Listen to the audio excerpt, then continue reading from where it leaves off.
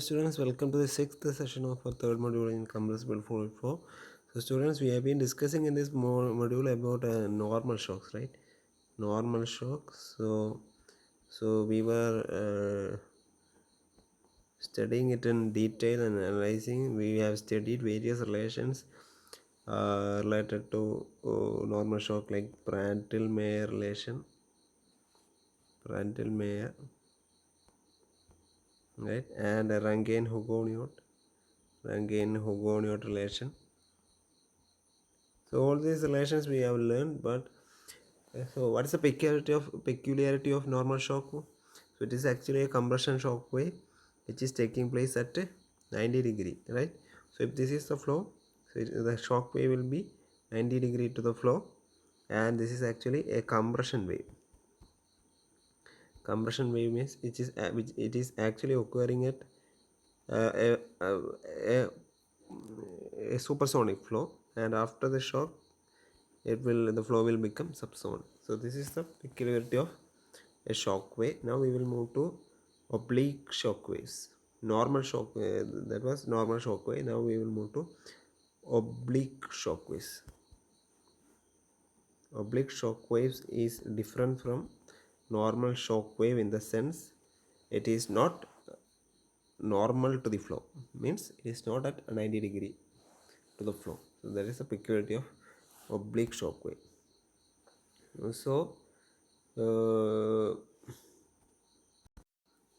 So a compression wave, suppose this is the flow, so a compression wave occurring inclined at an angle to the flow direction apart from 90 degree.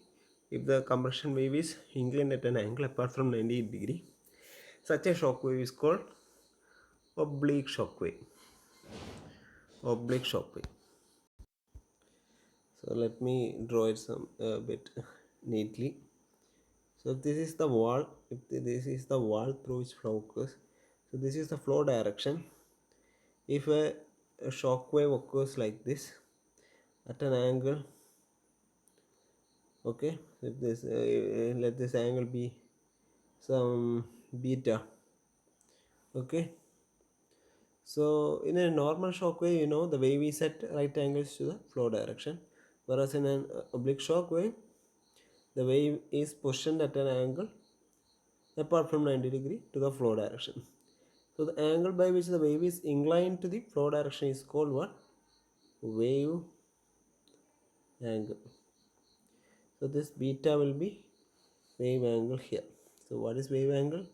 Wave angle is the angle by which the wave is inclined to the flow direction. Okay. So if this is the flow direction, this is the wave, right? Like shock wave. The shock wave is inclined at an angle beta with the flow direction. So that particular angle is called wave angle, right? So when the wave angle is larger, when wave angle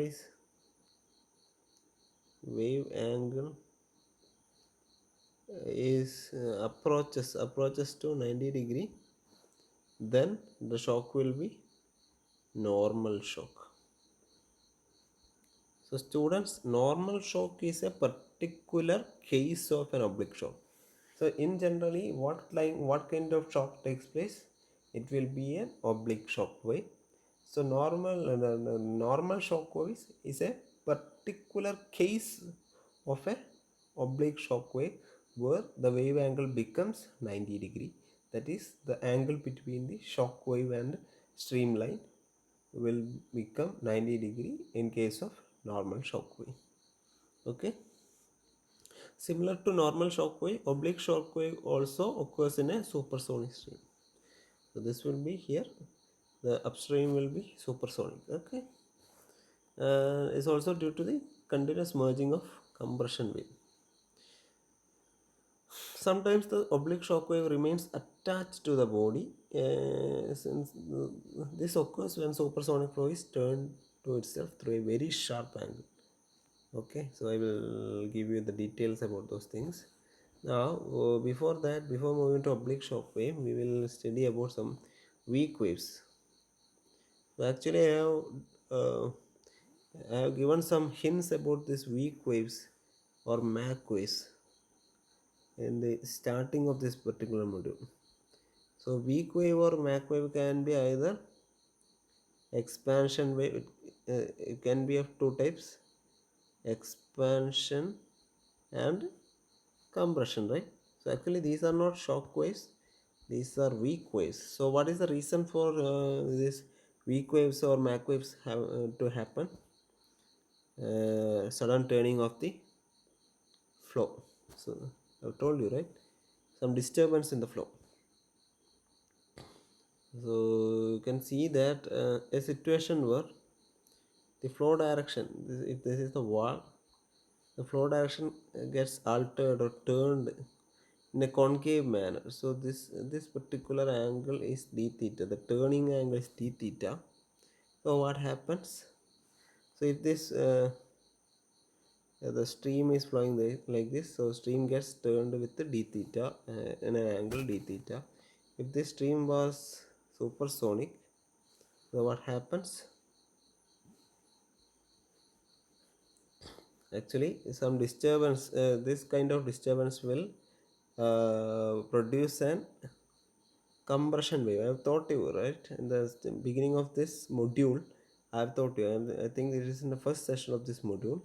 I have taught you that when there is a concave turning, there will be a what, a compression, a weak compression wave will be formed. Weak compression wave will be formed. Okay, so this weak compression, so this will be the Mach line or Mach wave. Okay, this was the, sorry, this will be parallel initially, and when it reaches Mach waves, it gets deflected parallel to the surface. Okay, so students, if this was greater than, if this was supersonic in the upstream, m2, after wave m2 will be less than m1, but still it will be, m2 will be greater than 1 itself, but it will be less than initial upstream Mach number. So the flow will be still remaining as the flow still be supersonic, but its Mach number will slightly get reduced. So that is why this wave is called this particular wave is called weak wave or Mach wave, because there is no such intensity. Okay, intensity of the uh, wave here is very low, because there is no conversion of supersonic flow into subsonic flow. There is no that much uh, steep decrease in steep increase in pressure, right? So that is why this particular wave is called Mach wave, and this wave is compression wave. Okay, because it is a type of uh, concave turning, right? Concave turning. So students, what is this particular angle? This particular angle is nothing but, it can be termed as alpha. What is this alpha? Alpha is the angle made by the shock with respect to the initial direction of the flow. Okay, that may be that. What is that angle? We have already told that. I have taken it as beta. So this was taken as an example. So don't write it as beta. It is alpha. Okay, alpha is nothing but wave angle. Alpha is wave angle, because you have studied in your first module. You've seen that in supersonic flow, some kind of Mach cone is formed, right? So the Mach cone, so this will be Mach wave. This two lane will be Mach wave. Okay, so this is the axis of the disturbance. So this particular, initially the flow was in this direction. So this particular angle is alpha. Okay, so this is zone of silence. Okay, so the angle made by Mach wave with respect to the initial flow of the direction of initial flow of the fluid, that particular angle is alpha. That angle is called wave angle. So this is Mach wave. right? Mach wave is produced due to the some kind of disturbance in the flow field, right? So here I have the disturbance is taken as the turning, sudden concave turning is taken as a reason for this particular disturbance. So you have understood what is wave angle. So this is wave angle, this is the twist in the turn in this surface. D theta is the turn in the surface. So in such cases, a weak wave or a Mach wave, which is compression in which is a kind of compressed wave, right? So this is what happening in weak waves. So similarly, if there is a convex turning. So if this is the turning angle d theta, and some kind of again a shock, a kind of wave will generate here. So initially the flow field was parallel to the wall, and after this wave it will be turned like this. So here also m1 will be greater than 1 and m2 here will be greater than m1 greater than m1, because here it is expansion wave, because in convex turning expansion wave takes place. Expansion means pressure is decreased and velocity is increased. That is why m2 will be greater than m1. And what will be this angle? This angle will be alpha. Alpha is nothing but wave angle. So what is the expression for wave angle? Alpha, because you have studied in your previous so first module, alpha will be sine inverse of 1 by Mach of upstream. So hope you remember this equation. You learned this equation in your first module. So uh, try to turn back your pages or the videos. So you will be getting this equation if you refer back your videos. Okay. So what is the peculiarity of this particular wave? So this is another Mach wave. So this is also a Mach wave, but expansion in nature. So it is actually an expansion wave. Okay, even though it is a weak wave, it is expansive in nature, because the turning is convex in nature. This is concave in nature. Okay. So why I am discussing or teaching you all these things, because our aim is to study about oblique shock waves. These are not shock waves. These are oblique waves, but they are not shock waves. They are oblique weak waves. Now we will move to oblique shock waves. Okay. Now we will move to oblique shock waves. So students, when the flow turning angle for compression is appreciable, the shock wave will appear instead of Mach wave. So students, here we have taken the flow turning angle as d theta. So what is why it is taken as d theta? Because d theta will be very approximately equal to 0. Very small change in turning, very small change in very small flow turning angle. It can be approximated as 0.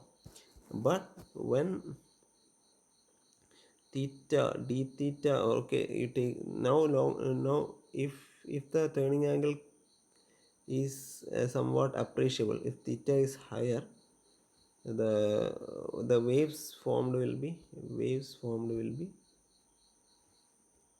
shock waves. Okay, shock waves. Shock wave is formed only when the flow turning angle is having an appreciable value. Okay, when it is approximately equal to 0, the wave sound will be weak wave, but when it have some appreciable value, the wave sound will be shock waves. Okay. Now such shock waves are called oblique shock waves. So I will show you a figure. Okay, suppose this is my wall. This is actually concave structure. Okay, suppose instead of d theta I am taking a delta will be very higher than d theta. Okay, take it as d theta. Why we are taking a difference? In the case of weak waves, I have taken d theta, differential theta, because differential theta means value, in this case of a very small element, infinitesimally small element. Okay. So, but delta is a real life value because it is having an appreciable value. Theta, d theta is a differential element. Differential element means it is having a very small value. So that is why here I am taking delta as the turning angle. Okay. So if an appreciable value of turning angle, if it has got some appreciable value, what will happen? Again, a wave will be formed, right? A wave will be formed. This wave will be shock wave. This is compressive shock wave. Actually, the angle initially, if this is parallel to this, these two wall and stream is parallel, and after that it will be deflected, right? So if this is m1 greater than 1, now it will be m2 will be less than m1. Why? Because shock wave will reduce the compressive shock wave will reduce the velocity and increase the pressure, right? And m2 will be normally less than 1 because the flow will become subsonic. Okay. So this particular value beta will be the wave angle. Okay. Now so this figure illustrates the case where an oblique shock wave is produced by a concave corner of a ball. So this is a concave corner which changes the flow direction of a supersonic stream. The flow upstream and downstream of the shock are parallel to the wall. Okay, so you just note that this particular wave will be after shock wave also, it will be parallel, but m2 will be less than m1 and even less, and the value will be less than 1 itself. Okay, because it will become almost subsonic. All the flow streamlines are deflected to the same angle by the oblique shock. Okay, so since the streamlines are parallel to the wall, the flow deflection angle will be same as that of the concave wall of the wall. Okay, so flow deflection angle will be, this angle will also be delta. I'll show you with another color. So this angle will be delta itself because the stream and the wall are parallel to each other. Okay. The angle which the oblique shock wave makes with the initial direction of the flow. So students, the shock wave which is making the angle made by shock wave with the initial direction of the flow is this one, and this one will be equal to this one because these two are parallel. So this angle is beta, and beta is nothing but wave angle. So beta in the previous case, in the case of Mach wave, we have taken wave angle as alpha. So the term for how we denoted wave angle in the case of Mach wave, it is denoted as alpha.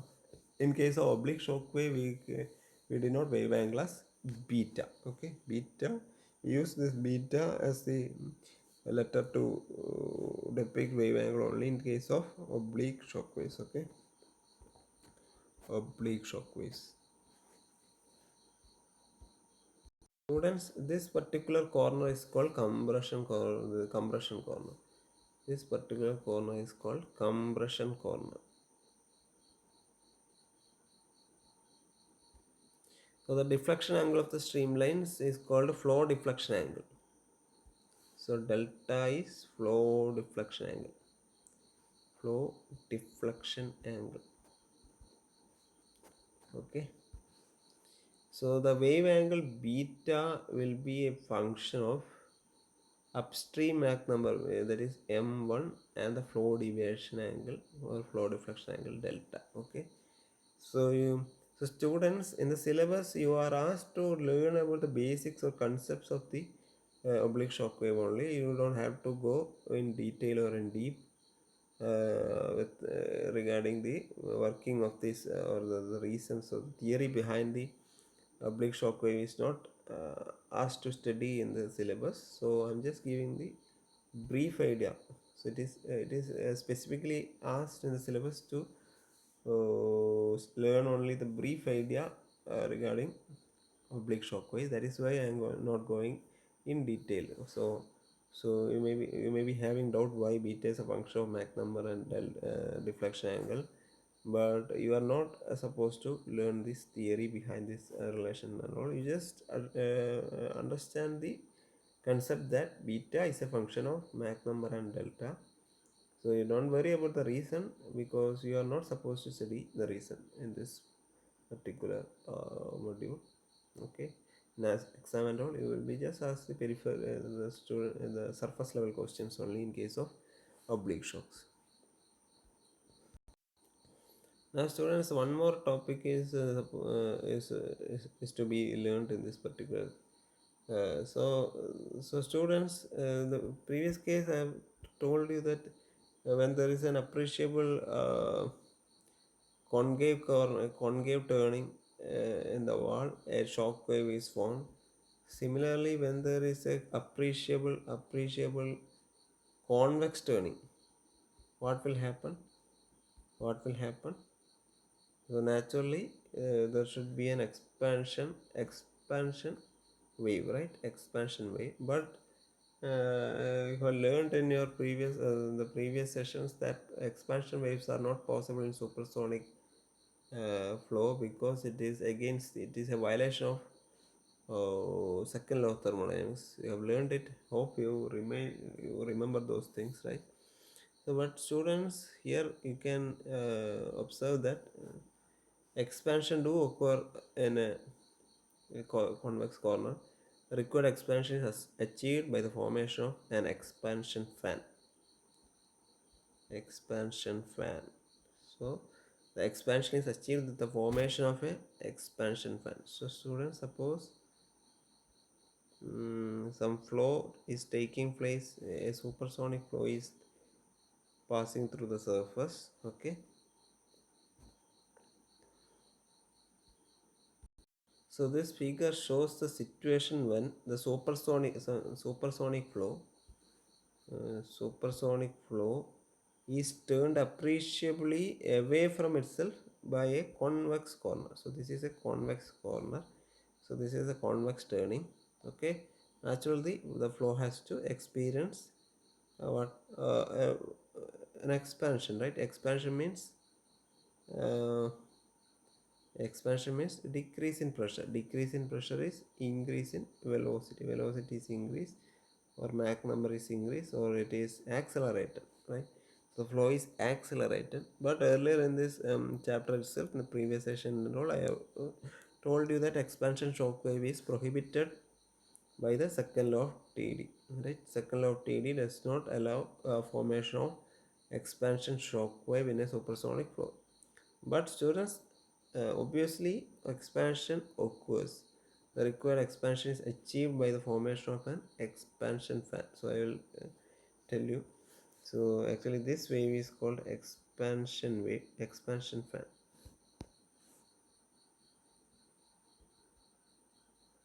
Expansion fan. And this is leading wave.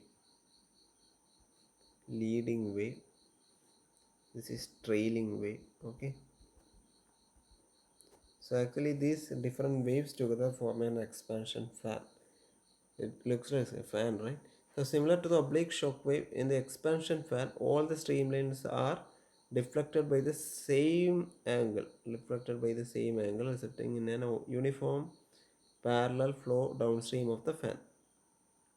So students, across the expansion fan, the Mach number increases. So the pressure density and temperature of the gas decreases as the flow passes through the expansion fan. The students, have a look at this figure. The expansion fan consists of several Mach waves. So this is a Mach wave, this is a Mach wave, this is another Mach wave, this is another Mach wave. So expansion fan is actually not a compression wave. It is not actually a shock wave. It is actually a combination of several Mach waves emanating from one particular convex corner. So this single corner, convex corner, emanates lot of Mach waves. Okay, this Mach lines will be diverging because of flow expansion, and hence cannot combine to form a shock wave. So actually these different Mach wave cannot combine to form a shock wave because they are diverging from each other, because they are expansion wave, right? Since they are expansion wave, why this is expansion wave? Because it is a convex corner. Convex corners are trying to make expansion wave. So a lot of expansion waves are formed. They will not be able to get combined to form a shock wave. Why? Because they are diverging, right? They are diverging. So there will be progressive increase in Mach number.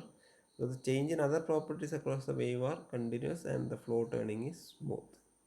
Okay, so students, this figure shows that there is a leading, so this is a leading wave and this will be a trailing Mach wave. So all the changes in flow parameters are taking place in the region between these two Mach waves. So in between leading and trailing Mach wave, all the changes in flow parameters are taking place. So since there are no dissipative mechanism present in this particular wave, this process will be reversible, that is isentropy. Okay, so the expansion flow process taking process with the help of expansion fan is called the expansion with this expansion fan, the expansion flow process is known as Prandtl-Meyer flow. Okay, this will be termed as Prandtl-Meyer flow. So the flow taking place due to this expansion fan is called Prandtl-Meyer flow.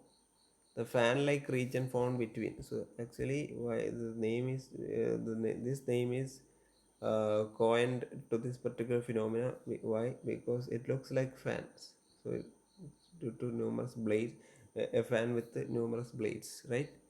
So the fan-like region formed between the two extreme Mach wave. What are the two extreme Mach wave? Leading wave and trailing wave. And this fan-like region is called Prandtl-Meyer expansion fan. Prandtl-Meyer expansion fan. Prandtl-Meyer expansion fan. Expansion fan. Okay, since Mach angle can be defined only for the supersonic flow, the Prandtl-Meyer expansion is restricted to supersonic flow only. Okay, students, with this, actually you don't need to, as I told you earlier, you don't need to go deep in this topic, expansion fan and all. You just need to know the surface level idea about this expansion fan. You just try to understand that expansion fan is not a expansion shock wave. There is no such shock wave which is expansive in nature. Only compression shock wave is possible. Expansion fan is just a lot of several Mach waves emanating, the combination. So the lot of Mach waves emanating from the same turning corner or convex corner together is known as an expansion fan. There will be a leading leading Mach wave and a trailing Mach wave. The region between leading and trailing Mach waves are called Prandtl-Meyer expansion fan. Okay, that particular flow is called Prandtl-Meyer flow. So with this, we conclude this module, and in next class onward we will move to the fourth module. Okay, thank you.